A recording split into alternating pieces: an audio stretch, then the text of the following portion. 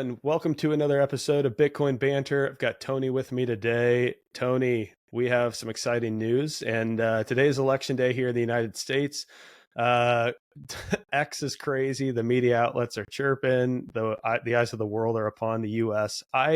Before we jump into the rest of the news, I would just love to hear your thoughts and comments on the U.S. election. It's a big day indeed, man. All eyes are watching. This is the moment of truth, the moment many people have been waiting for.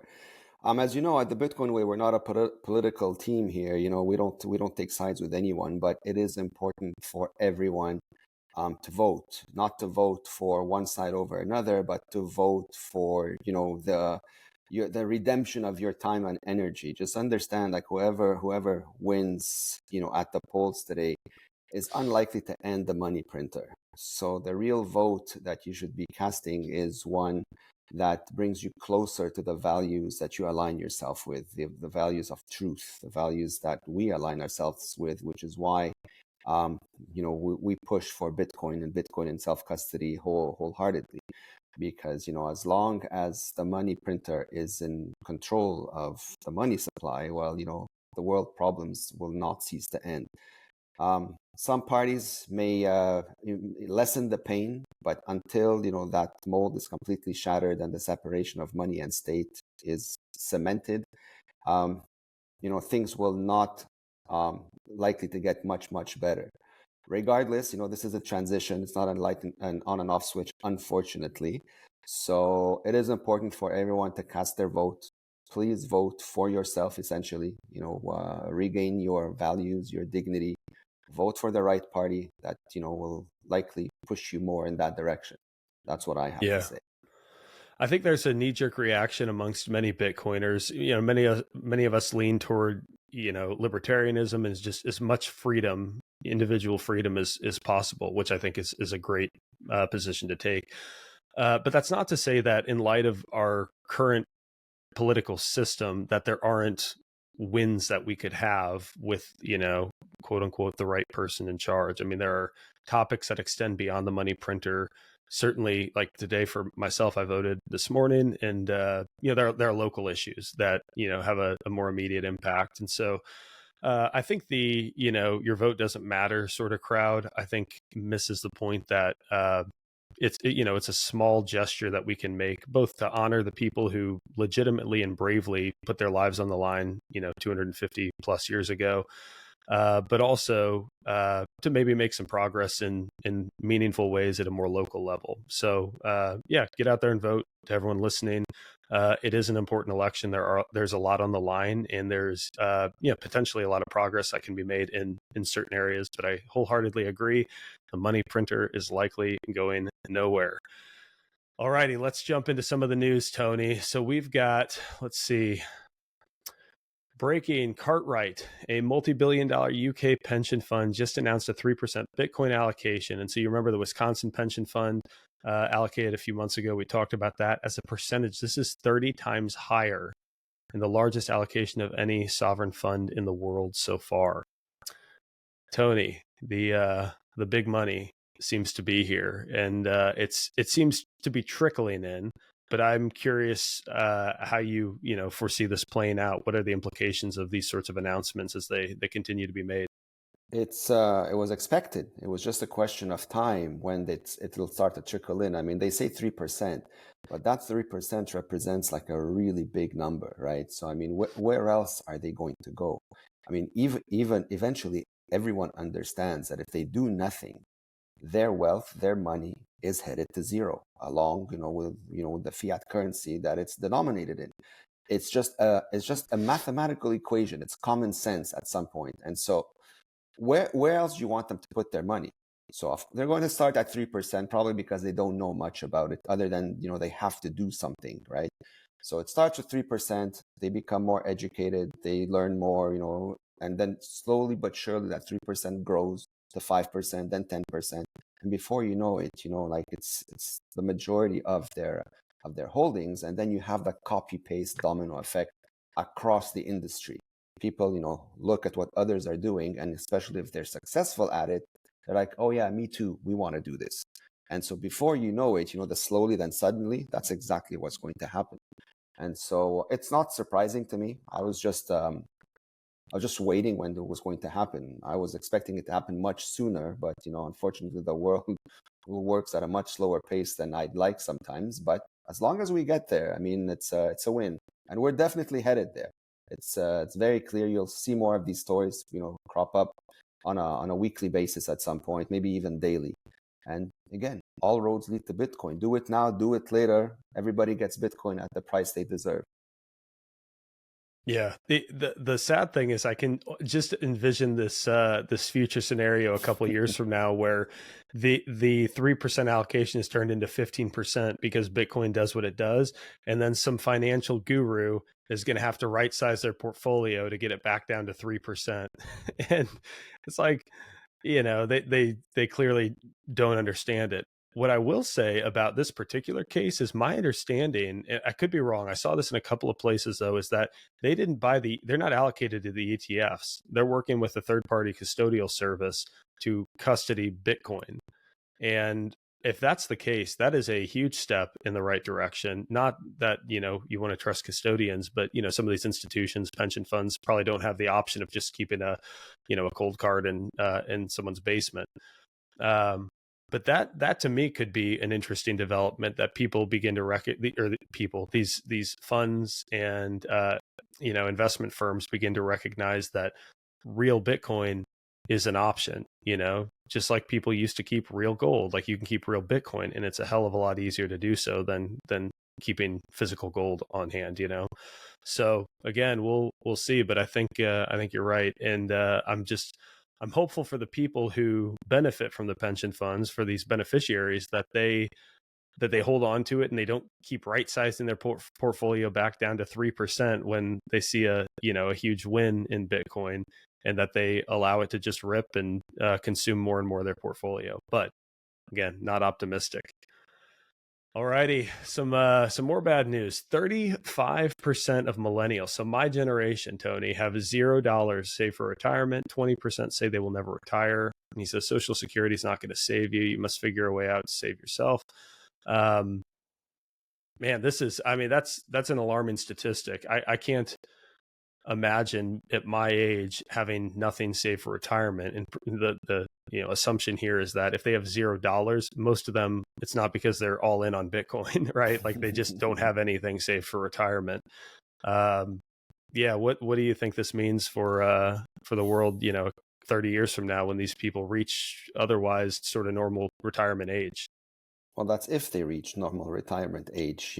Fair. At this pace, this is a very alarming number, especially when you have a young generation that has going literally nowhere. You have a problem to deal with because you can expect anything. When someone has nothing to do or nothing to lose, you have a whole set of problems that emanates from this. But I mean, how do you blame them? I mean, the educational system is complete rubbish. So they're not taught anything useful, right? The money that they're working for is also worthless, and they're not getting a lot of it to begin with to top it off. So how do you expect them to put one and one together and have a proper brain framework in order to understand what they have to do? I mean, they're swimming against the tide in a system that's designed to steal from them, right? And they're not taught anything else beyond that this is how it's supposed to be. So it's like a lose-lose from day one. And so it takes considerable effort, one, to understand that this is what's going on, and to forcibly opt yourself out and do the work to find something more useful in order to like structure your life in a way that makes sense, and more importantly, that's sustainable. I mean, if at the age of 30 you're broke, what are the chances you make it to 60 if nothing changes for you? Either you're going to end up in jail or you're going to end up dead, statistically. Because what are you going to do? You're going to do something stupid at some point, right? Out of desperation. And so this is usually what happens. Unfortunately, it's not because there's stupid people. It's because, there's no guidance. You're left to your own devices. And if you happen to fall into the wrong crowd, well, that story doesn't usually end well. So very sad statistic, man. I mean, I really hope things change, but people need to be willing to help themselves as well. It's not just like there's no light switch, that miraculously fixes all these problems. It's on each and every one of us to also do our parts. Right. Yeah. I've told my wife this before that I think so. I completely empathize with, I think, the millennial generation. They've been screwed in a way that the baby boomers haven't. And most of them don't understand that or the mechanics of how that's happened. Certainly the baby boomers is a general population.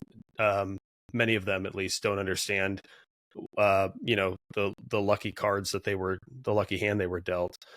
But I told my wife, I've told her this before, like if things got really bad for us financially, like there's nothing that I wouldn't do to fix that situation, like if that means waiting tables, if it means, working in law enforcement, if it means like, I mean, you name it, like I'll figure it out. And I think a lot of people have this mindset that like, well, I got a degree in 18th century, art. And so I need to work in that. And it's like, no, like there's not a job for that. Sorry. Like go find it. Like the fact that you got that degree doesn't change the fact that no one cares. And you need to go do what you need to do. And I think there's like that used to be sort of an obvious path for people, is like when things get desperate, you go solve it and you go do what you need to do. And unfortunately, I think people have been too comfortable, and I think many millennials too. They have boomer parents who are able to support them and willing to support them and provide through that. And I think that's awesome to an extent. Like having being able to give to your children and help. But I think it's conditioned them to not need to take the obvious and practical steps to provide for themselves in many cases. So that's kind of my takeaway. I don't know if you have any other comment on that. Yeah, the thing is, doing it, whatever it takes to fix it, that's going to become considerably harder now because, the low-hanging fruit fixes are going to disappear, in my opinion. Remember, we live in the tech world, right? And now we have AI in full force.